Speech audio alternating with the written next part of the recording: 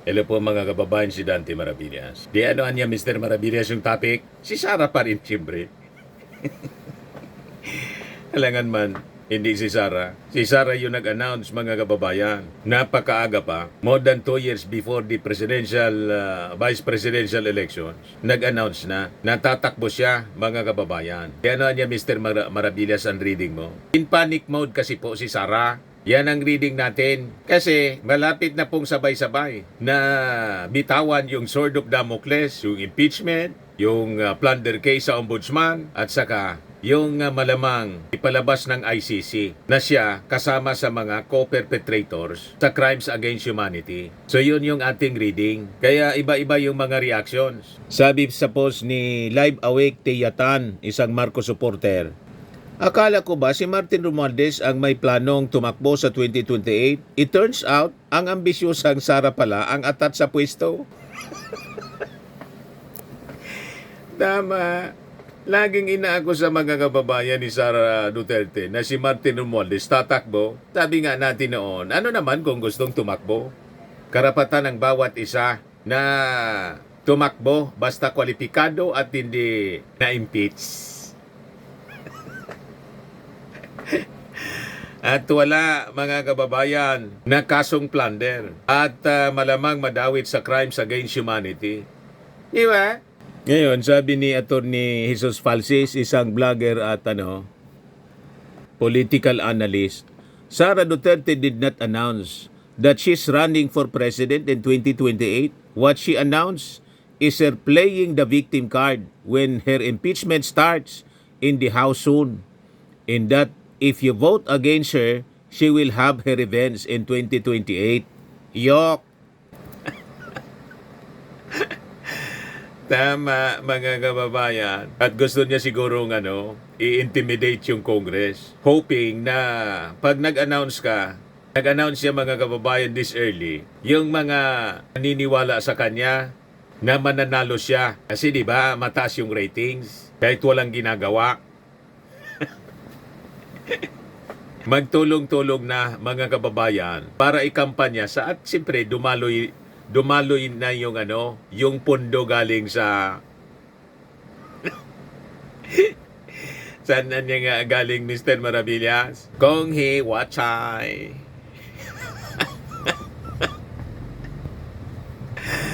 Diba, mga kababayan? Malamang yun ang intensyon. So, tama itong mga pananaw, mga analysis ng mga netizens and vloggers, mga kababayan. At sa totoo lang, in panic talaga po sila. Panic mode. Survival mode sila. Kaya kailangang mag-announce na ni Sara Duterte na tatakbo siya.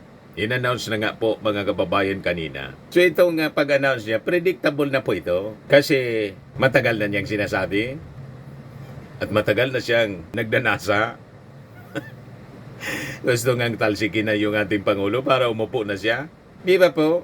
Pero yung timing, medyo hindi po. Kung yung kanyang pag-announce, predictable po, yung timing hindi. Kasi po sa politika, ang timing po is a strategy.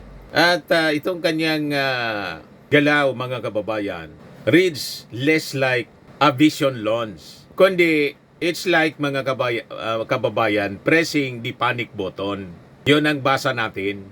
4 months kasi mga kababayan, maraming questions ang hindi masagot ni Sara Duterte. Lalo na po sa issue ng confidential funds. Yung Congress, nag-exercise po ng kanilang constitutional power of oversight.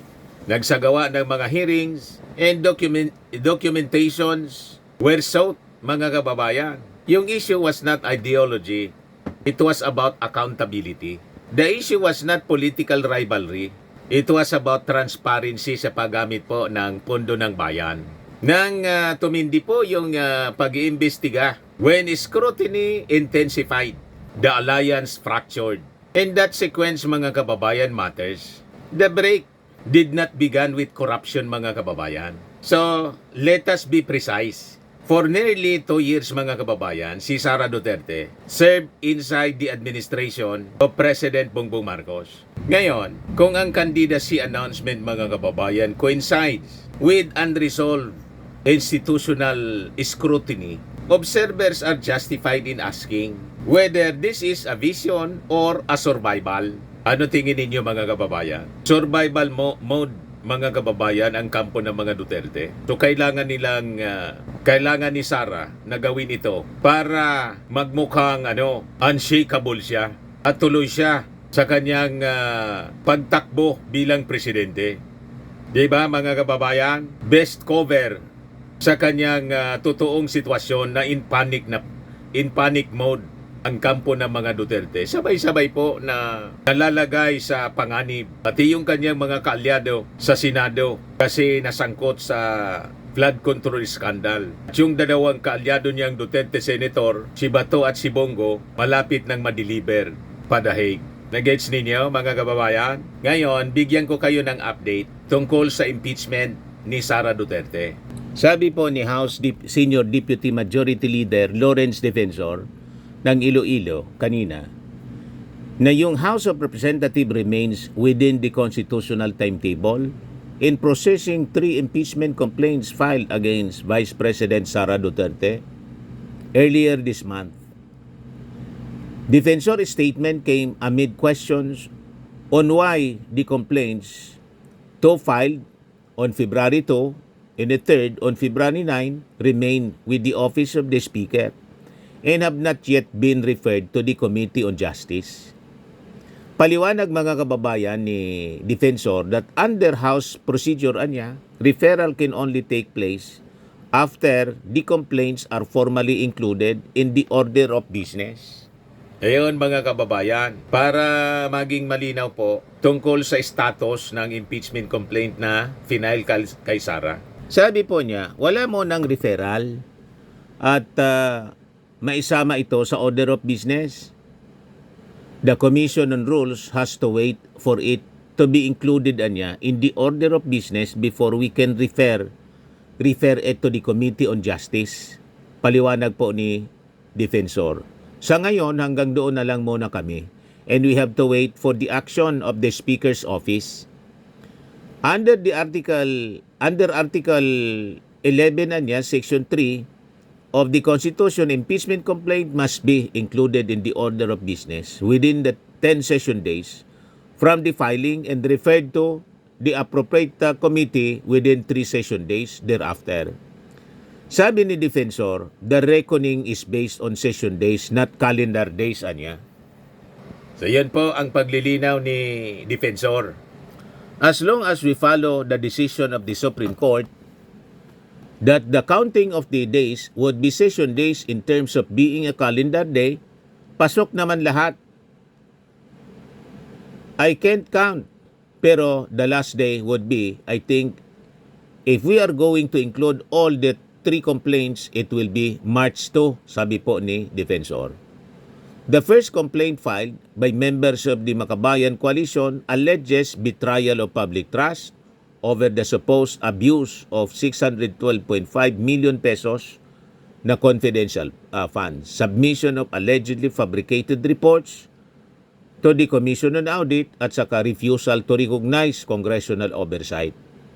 Yung second complaint naman po, filed by the civil society groups sa pangunguna ni Francis Joseph Aquino, list 5 articles of impeachment, including constitutional violation, graft and corruption, bribery and unexplained wealth, gross abuse of power, and tolerating extrajudicial killings.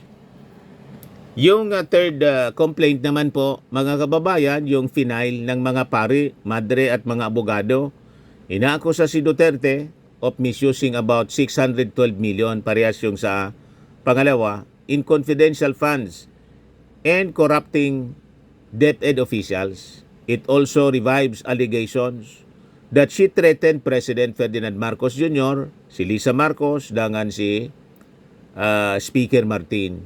Defensor said the Committee on Rules will act once the complaints are included in the order of business. At sisiguro din naman namin sa Committee on Rules na walang delay ito para hindi masabing may bias ang Committee on Rules, sabi po ni Defensor.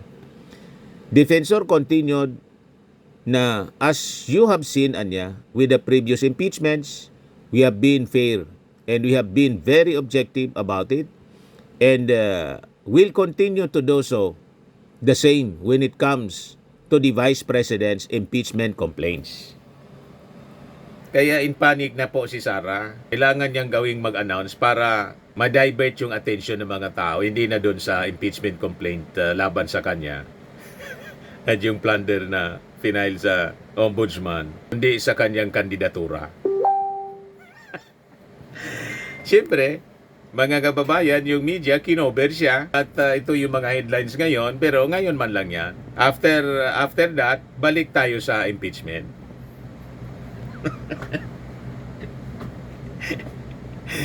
O, diba?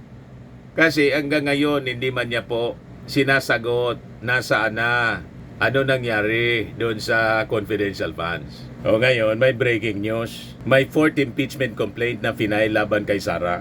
Ayan o. 10 minutes ago pa lang. Fourth impeachment complaint filed versus Sara Duterte. Yan o. Just in, Vice President Sara Duterte is facing another impeachment complaint as lawyer Nathaniel Cabrera filed a petition before the House of Representatives. This means 4 impeachment complaints against Duterte were submitted in just the month of February. Cabrera went to the office of the Secretary General Cheloy Garafil to file the complaint against Duterte based primarily on her threats against ranking officials including President Marcos Jr. The alleged misuse of confidential funds, non-declaration of assets, abuse of power, bribery in officials and others. Sources privy to the filing told the media that the complaints were endorsed by Deputy Speaker Paulo Ortega, the fourth in Manila Representative Benny Abante Jr. as shown in photos. Ayan po. Yan mga kababayan, ang final na fourth impeachment complaint na nag-endorse si Benny Abante at saka si Congressman La Union Paulo Ortega. Ano? Kaya sabi natin, in panic na po si Sara. Hindi siya tatantanan. Hindi para hindi siya makakandidato, kundi may pananagutan siya. Dahil sa kanyang mga ginawa, hindi man pwede na dahil kakandidato siya sa pagkapangulo, hindi na matuloy ang impeachment. At pwede na nating paniwalaan na ang mga reklamo laban sa kanya ay politika.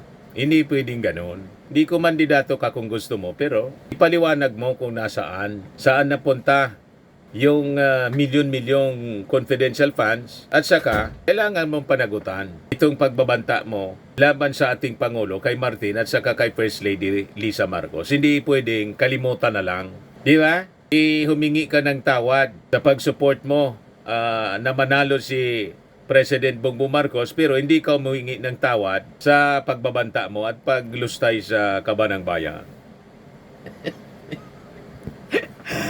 Yan ang problema eh. Yung totoo mong kasalanan, iniiwasan mong sagutin at hindi ka humingi ng tawad. Pero yung kapanalo ng ating Pangulo, ay hindi pa kayo sumuporta, mananalo yung ating Pangulo. Kayo man lang yung nagsasabi ng ganyan. Assuming kayo. Di ba po? So yun ang kaabang-abang mga kababayan. Yung impeachment trial, hindi yung pagkandidato ni Sara kasi matagal pa yun. Malamang hindi na matuloy because of this impeachment tapos yung ICC. Tama po? Yan lang po yung ating short video. Ako po si Dante Maravillas. Bye-bye. God bless.